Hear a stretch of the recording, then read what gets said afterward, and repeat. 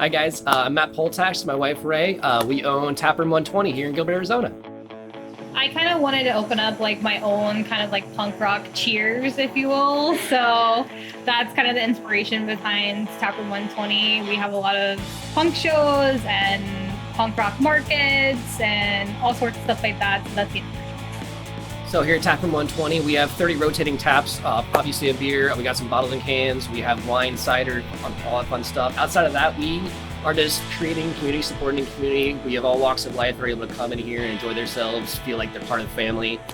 We have a full arcade program, so we are obviously family friendly, we're dog friendly. We do pretty much everything.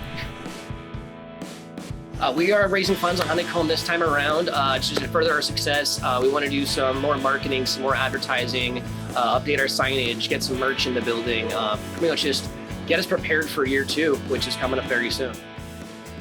We're hoping that this is going to be able to just enhance our customer experience going forward, be able to have more events, be able to do some more marketing and bring more customers that have never been able to come in and experience Taproom 120 before.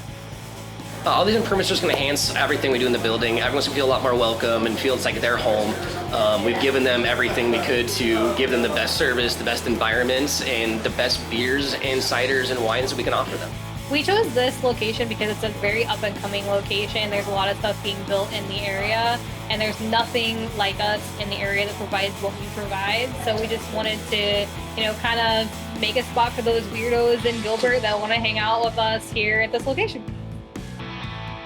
We just want to say thank you very much for just sitting down, watching this video. Hopefully you want to invest in us, have a good time, maybe come out, have a beer, and we'll have a good time. We'll see you soon.